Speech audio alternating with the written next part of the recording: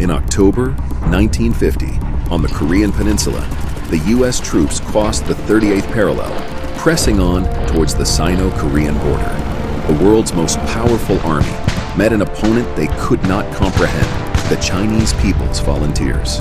To safeguard peace and prevent war from reaching their homeland, the CPV crossed the Yalu River to fight in Korea. Lack of heavy weapons with little air support, yet time and again, the CPV troops turned the tide of battle.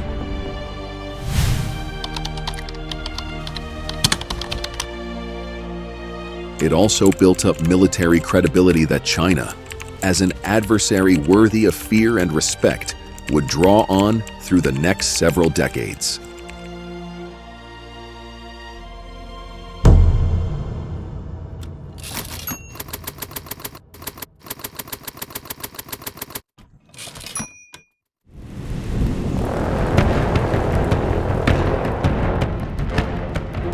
During the war, the CPV adopted night attacks to engage the enemy. They used the night as cover for rapid assaults, achieving many surprise victories over the U.S. troops.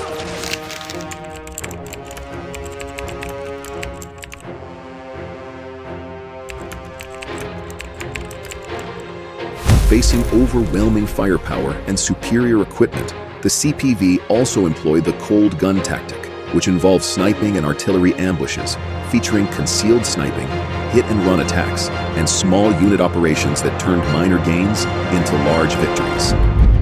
During the sniping operations at the Battle of Triangle Hill, soldier Zhang Taofang, using just 442 rounds in 32 days, eliminated 214 enemy soldiers, setting the highest record for sniper kills during the war. From May 1952 to July 1953, the CPV eliminated more than 52,000 enemy soldiers through sniping and artillery ambushes alone, setting the highest record for sniping operations in the history of warfare. They proved that victory on the battlefield depends not only on weapons, but above all on wisdom.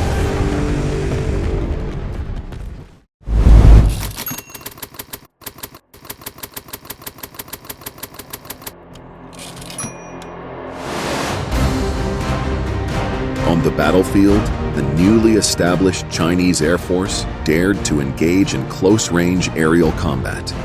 They fired when enemy aircraft filled their sights, shooting down 330 enemy aircraft and damaging 95 more. Pilot Zheng Jihui shot down the U.S. ace pilot George Andrew Davis Jr., shattering the myth of U.S. air supremacy. During the summer counteroffensive, radio operator Yu Shu-chang found himself surrounded. He shouted his final report to the regiment headquarters, "For victory, fire at me." He then smashed the radio, pulled the pin of a grenade, and charged into the enemy, sacrificing himself at the age of 22. Their courage, faith, and sacrifice formed the unbreakable will that repeatedly turned the tide in extreme conditions.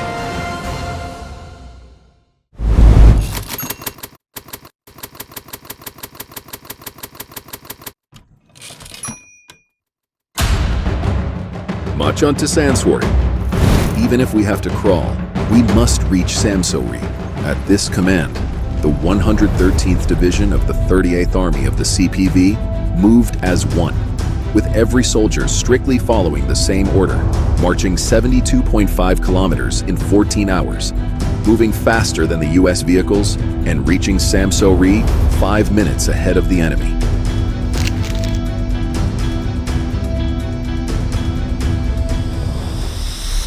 During the battle at the number 391 Highland, soldier Qiu Xiaoyun lay in ambush near the enemy position.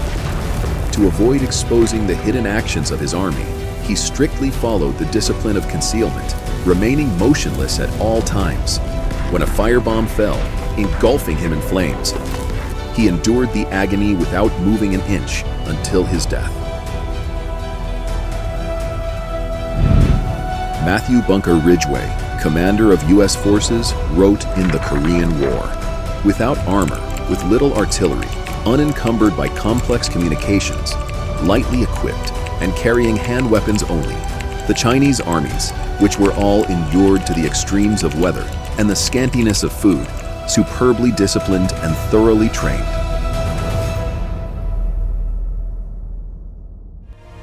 Today, China's military is better equipped with advanced weapons.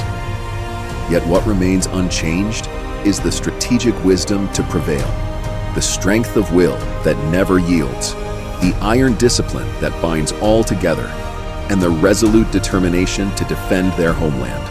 We don't seek war, but we never fear it. Behind every Chinese soldier stands the unwavering faith of a nation and the spirit of those who sacrificed for peace. China will never forget every soldier who fought for the country.